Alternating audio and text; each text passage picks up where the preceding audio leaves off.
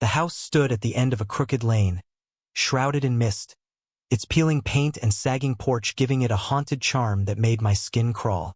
I inherited it from my grandfather, a man who had always spoken in hushed tones about the family legacy. But I was young and curious, drawn in by the promise of adventure and mystery. I arrived just before dusk, the sky streaked with bruised purples and grays. As I stepped inside, the door creaked like a warning, and a chill slithered down my spine. Dust motes floated in the dim light, swirling in the stale air that smelled of mold and forgotten memories. I could almost hear whispers, as if the walls were alive with secrets they were eager to share. The living room was the heart of the house, filled with old furniture draped in white sheets, like specters of a past life. I pulled one away, revealing a faded velvet armchair that sank beneath my weight. The fireplace was cold, its bricks stained dark with years of neglect. As I sat, I felt an undeniable sense of being watched. That night, as I settled into my grandfather's old study, the house groaned around me. The wind howled outside, rattling the window panes. But it was the silence that unnerved me most. A heavy, oppressive silence that seemed to pulse with anticipation. I glanced at the grandfather clock, its pendulum swinging steadily, each tick echoing like a heartbeat in the quiet. Suddenly, a soft thud echoed from upstairs. My heart raced. Rationality screamed at me to ignore it, to remember the tales of creaking floors and settling wood. But I was drawn to it. I grabbed a flashlight and climbed the staircase, each step creaking beneath my weight, as if the house were protesting my intrusion. The upstairs hallway was dark, the wallpaper peeling like dead skin. I moved cautiously, the beam of my flashlight flickering over old portraits, their eyes following me. I reached the end of the hall, where my grandfather's room lay, the door slightly ajar, a sliver of darkness beckoning me. Pushing the door open, I stepped inside. The air was thick, and I could almost taste the dust. My flashlight illuminated an old bed, its covers undisturbed, but the feeling of presence was undeniable.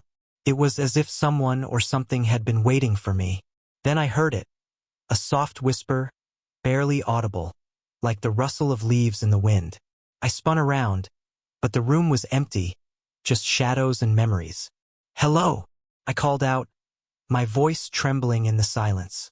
No answer, just the oppressive weight of the air thickening around me.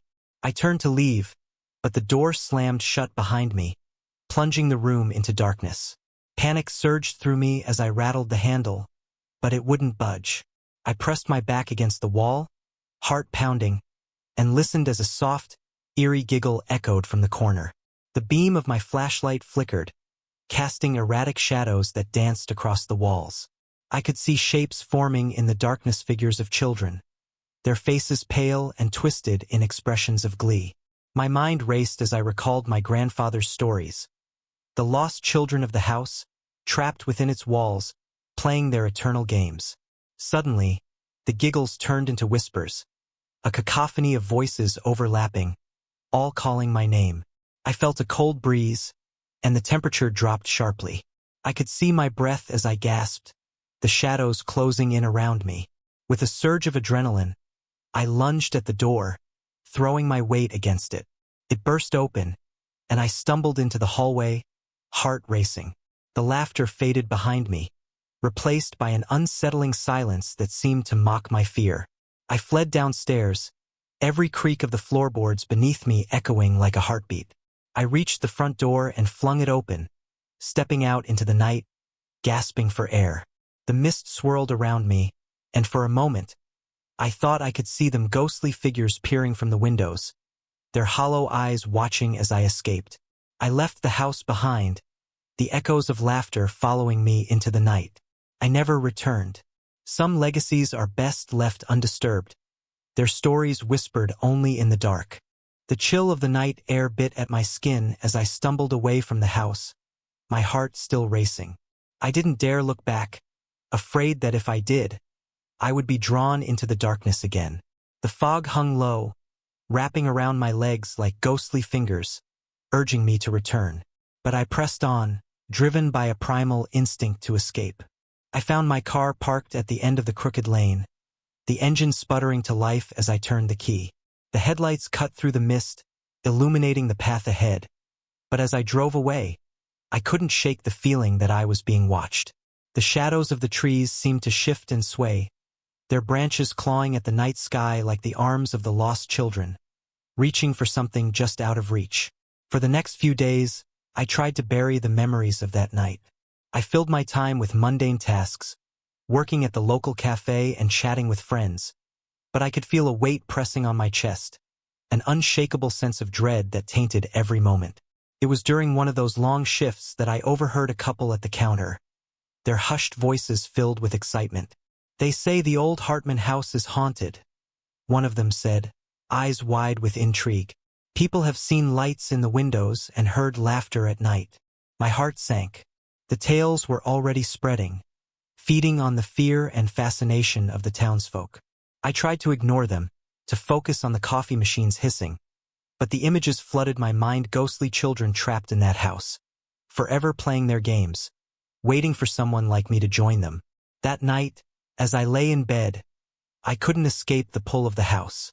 I knew I shouldn't go back, but the curiosity gnawed at me. I had to know more. What had happened to those children? Why were they trapped? Against my better judgment, I made my way back to the house just after midnight, armed with only a flashlight and my racing thoughts.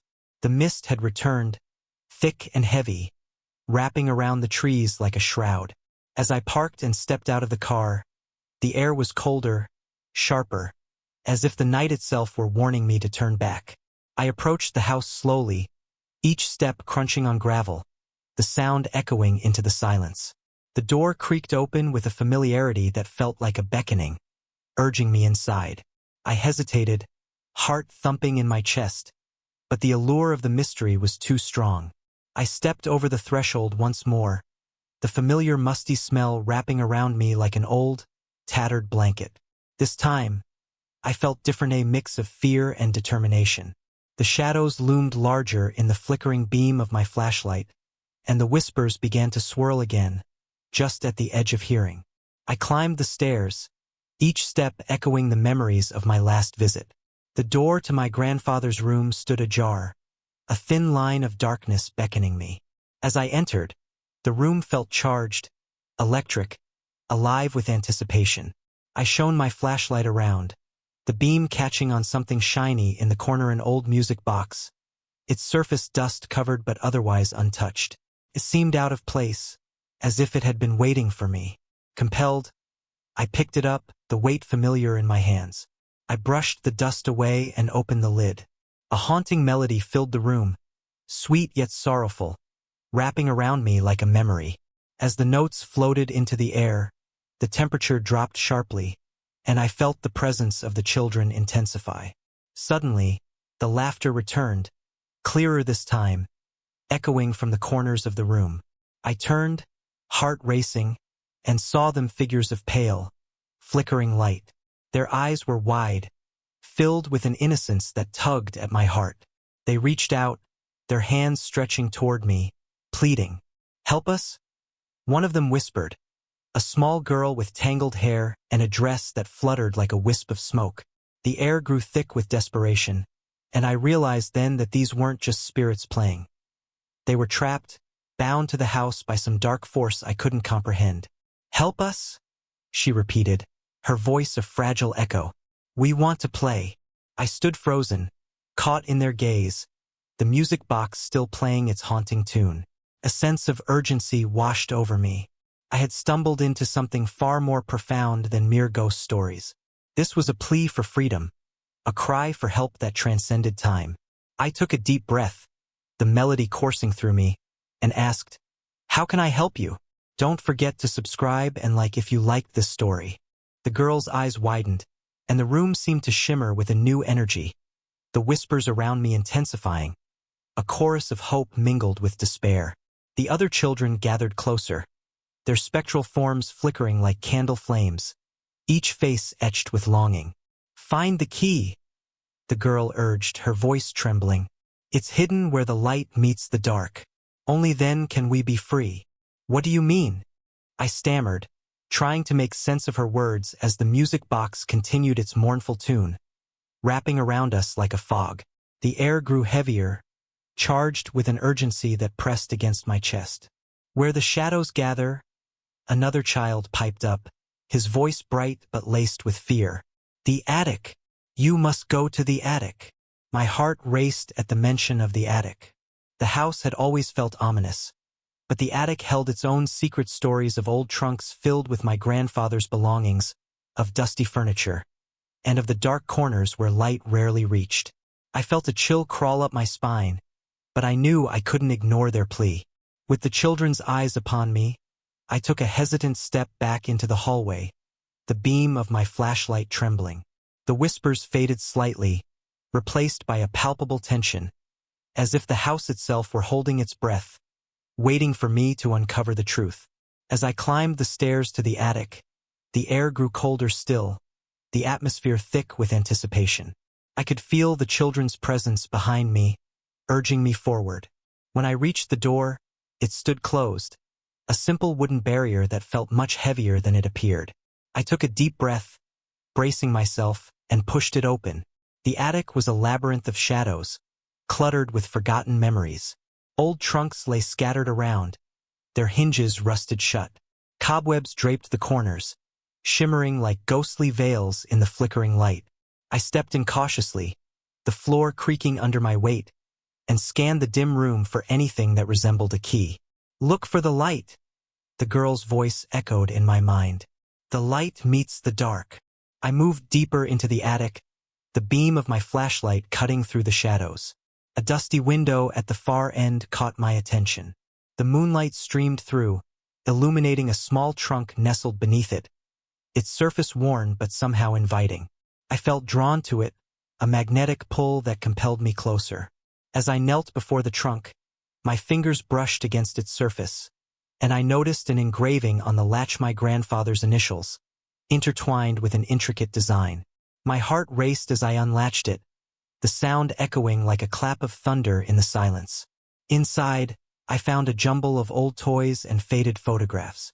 At the bottom, however, was something that made my breath hitch, a small, ornate key, glimmering faintly in the moonlight. It felt warm in my palm, almost alive, pulsing with energy. Is this it? I whispered, holding it up as if it were a sacred relic. The children seemed to gather around me, their forms shimmering with anticipation. Yes, the girl cried, her voice a melodic echo. Now the door. My heart raced as I rushed back to the hallway. The children swirled around me, their excitement palpable. I reached my grandfather's door, now feeling like a gateway to another realm. I hesitated for a moment, the key heavy in my hand. What lay beyond this door? Would I find answers or something more sinister? With a deep breath, I inserted the key into the lock and turned it. The mechanism clicked softly, a sound that resonated deep within me, as if the house itself were exhaling after being held in suspense for too long. The door creaked open, and I stepped inside. The room was transformed, the air electric with energy, swirling with light. The shadows retreated, revealing an intricate mural painted on the walls, scenes of laughter, joy, and a garden filled with flowers. In the center stood a large mirror, its surface shimmering like water. The children surrounded it, their faces bright with anticipation. This is the way, the girl urged. You must release us. I felt an overwhelming wave of emotion wash over me, fear, sorrow, but also an overwhelming sense of hope. I stepped closer to the mirror, the cool glass reflecting my uncertain expression. What would happen if I reached out? Would I be able to free them? Trust us, the children chorused, their voices blending into a harmonious melody. I took a deep breath and reached out, my fingers brushing the cool surface of the mirror. The moment I made contact, a surge of energy coursed through me, a torrent of emotions crashing against my consciousness, memories of laughter and love, but also of loss and longing. Suddenly, the mirror rippled, distorting my reflection. I felt a pull, as if the glass was alive, trying to draw me in. The children's faces flickered around me, their expressions a mixture of hope and urgency. Please, the girl implored. You must help us find the way home. In that moment, I understood. This wasn't just about releasing the children, it was about breaking the cycle of sorrow that had bound them to this house. I closed my eyes, centering myself, and summoned all my courage. Tell me how, I whispered, feeling the energy swell around me. Believe, they whispered in unison. Believe in the light. With that, I plunged my hand deeper into the mirror, feeling the coolness envelop me like a wave. The world around me twisted and turned, the children's laughter echoing in my ears, and in that moment, I felt a connection, a bond that transcended time and space. Then everything went dark. I was engulfed in a profound darkness, a silence so thick it felt almost tangible. For a heartbeat, I thought I had vanished, lost to the depths of the mirror's abyss. But then, as if pulled from the depths of my own despair, a light flickered in the distance, a soft glow that gradually expanded, illuminating the void around me. As the light grew brighter, I felt warmth spreading through my body, wrapping around me like a comforting embrace. The laughter of the children echoed in the distance, a melody that pierced through the silence and filled me with hope. I focused on that sound, letting it guide me toward the light. Slowly, the darkness receded, revealing a vast, ethereal landscape. I stood in a field blanketed with flowers, vibrant and alive, their colors more vivid than any I had seen. The sky above was a brilliant blue, punctuated by fluffy white clouds that floated lazily. It felt like a dream, a place where shadows could not touch. And there they were, the children, their spectral forms transformed, now radiant and glowing. They danced around me, laughter spilling from their lips like silver bells, pure joy radiating from their tiny bodies. Welcome, the girl exclaimed, her smile brighter than the sun. You found us. What is this place? I asked, bewildered, feeling both elated and disoriented. This is where we belong, she replied, twirling in a circle. A place of freedom, away from the darkness of the house. You've given us hope. As I watched them, a warmth blossomed in my chest. I realized that I had not just crossed a threshold. I had stepped into a realm beyond my understanding, a realm of light where their spirits could finally be at peace. But even as joy filled the air, a nagging sense of urgency clung to me. But what about the house? What will happen to it? The laughter faded slightly, and the children exchanged glances, their expressions turning serious. The house is a prison, the girl said softly. It holds the memories of sorrow, of the lives we couldn't live. To free us, you must also free it. How? I asked, my heart racing. What do I need to do? The key is more than just a key, she replied, her voice carrying an echo of wisdom beyond her years. It connects you to the house and the stories trapped within its walls. You must go back and confront what lies there. But I just escaped, I protested, a chill creeping down my spine at the thought of returning. It's the only way, another child chimed in, her voice steady and resolute. You've already felt the pull of the darkness. If you do not face it, it will consume you and keep us bound forever. The weight of their words settled heavily on my shoulders. The house was not just a structure. It was a vessel of pain and loss, a place where memories lingered like ghosts. I could feel the tension building, a storm brewing on the horizon of my consciousness. Will you come with me? I asked, desperation tinging my voice. I can't do this alone. The children's faces softened, and the girl reached out to take my hand. We will be with you in spirit, guiding you, she promised. But you must find the strength within yourself to break the cycle. As her warmth enveloped my hand, a surge of courage washed over me. I knew what I had to do. I had ventured into the darkness, but now I would return to the light, not just for the children but for myself. In an instant, the vibrant landscape began to dissolve, the colors swirling around me like a whirlwind. I felt a pull, a familiar tug that yanked me away from the ethereal realm, drawing me back toward the house. I opened my eyes to find myself back in the attic, the music box still playing its haunting tune, the mirror reflecting my startled expression. The house was unchanged, yet everything felt different. I had glimpsed another reality, a world of possibility, and now I had a mission. The air felt charged as I descended the stairs, determination surging through me. I returned to my grandfather's room, the door slightly ajar, the whispers still swirling around me. I was ready to confront whatever darkness lay within the house's walls. I stepped into the room, the shadows seeming to stretch and twist as I entered. The music box continued to play, its melody now a guiding anthem. "What do you want from me?" I shouted into the darkness, my voice steady despite the fear tightening in my chest. The silence was suffocating, but then, slowly, the temperature dropped, and the shadows coalesced into forms. Faces emerged, my ancestors, the very souls who had inhabited this house, their eyes hollow yet pleading. "Why have you come?" a voice boomed, echoing through the air like thunder. "I've come to help," I replied, my voice echoing back at me, defiance mingled with a flicker of fear. "I want to free the children trapped within these walls." A low murmur swept through the gathered shadows, an unsettling mix of anger and sorrow. "They are ours to keep," another voice hissed, the darkness seeming to throb with menace. "They belong to the house." "No!" I cried, feeling the resolve strengthen within me. "They deserve to be free to live in the light. You can't hold them any longer." The air grew heavy with tension, the shadows swirling faster, creating a tempest of despair and anger. "You dare defy us?"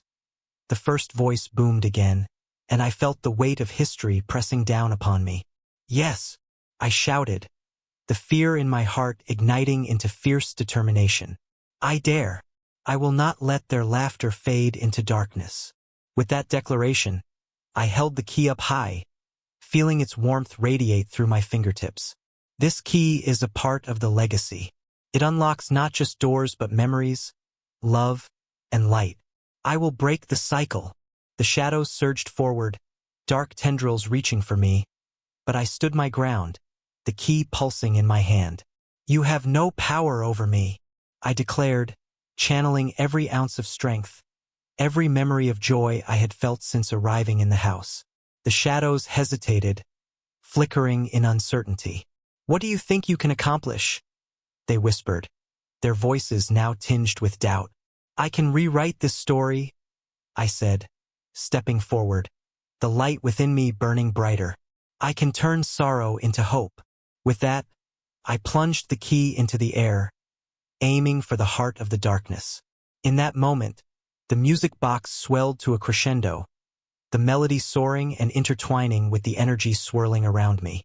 The house shuddered, and I felt the presence of the children beside me, their laughter merging with my resolve.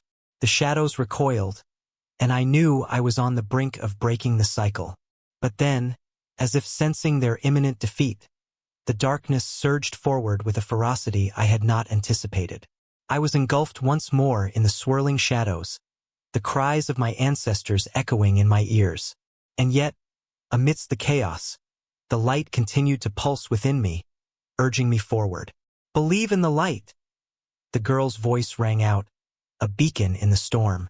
With a deep breath, I pressed the key into the heart of the darkness, determined to shatter the bonds that held the children captive. I felt the energy surge, a brilliant flash enveloping the room. And then, everything went white. Don't forget to subscribe and like if you liked this story. The blinding light swallowed me whole, and for a moment, there was nothing, no sound, no sensation, just an all-consuming brightness. As I braced myself against the overwhelming brilliance, I felt a strange sense of peace wash over me, as if the light were unraveling the very fabric of sorrow that had bound the house for so long. When the light finally faded, I found myself standing alone in the attic, the music box now silent.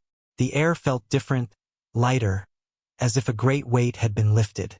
I looked around, heart pounding, half expecting to see the children or the shadows that had haunted me. But the room was empty, save for the dust motes dancing in the shafts of pale moonlight filtering through the window. I took a cautious step forward, unsure of what to believe. Had I really broken the cycle? Had I freed them? As I turned to leave, something caught my eye, a flicker of movement in the corner of the room. I paused, squinting into the shadows, and saw a small figure standing just beyond the edge of the light. It was the girl, her form shimmering, more solid than before but still ethereal. "Thank you," she whispered, her voice soft and melodious. "You've set us free." A rush of warmth filled me, and I felt tears prick at the corners of my eyes. "But where will you go?" She smiled, a radiant light shining through her translucent form. "To a place where we can play, where the sun always shines and laughter never fades." Just then, the house groaned, a deep, resonating sound that felt like a sigh of relief. The walls around me seemed to shift, the atmosphere changing with each breath I took. I glanced back at the girl, but she was fading, her edges blurring into the light. "Wait!" I called out, desperation clawing at my throat. "What will happen to the house?" Her smile widened, and in that fleeting moment, I understood. "It will change just as we have. Let the light in." And with that, she vanished, leaving behind a whisper that echoed through the attic. "Remember us." The silence enveloped me, yet it felt alive with possibility. I stood there for what felt like an eternity, feeling the air shift around me, warm and inviting. Then, I turned and left the attic, descending the stairs with a sense of purpose. The house felt different now. The oppressive weight had lifted, replaced by a gentle warmth. I stepped outside into the cool night air, the stars twinkling like distant beacons of hope. The fog had lifted, revealing the lane winding into the distance, inviting me to explore further. Yet, just as I reached my car, I heard it a soft giggle, playful and light. I turned, searching the shadows, but found nothing. The laughter echoed again, this time more distinct, as if carried by the wind itself. It was a sound I recognized, a sound that filled me with warmth. In that moment, I knew the children were free. They were no longer bound to the house, but they would always be a part of it, part of its story, part of its legacy. As I drove away, I glanced in the rearview mirror, half expecting to see the house fading into the distance. But instead, I saw a flicker of light in one of the windows, a warm glow that pulsed softly, like a heartbeat. And just before I turned the corner, I thought I caught a glimpse of figures dancing in the garden, their laughter echoing into the night, a reminder that some stories never truly end. They simply transform into something new. The house remained, but now it felt alive, a guardian of memories both joyful and sorrowful, a place where the light met the dark. I could feel its pulse echoing in my heart as I drove away, leaving behind an old chapter and stepping into the unknown, forever changed by the ghosts of the past and the promise of what was yet to come. Write in the comments, what do you think about this story?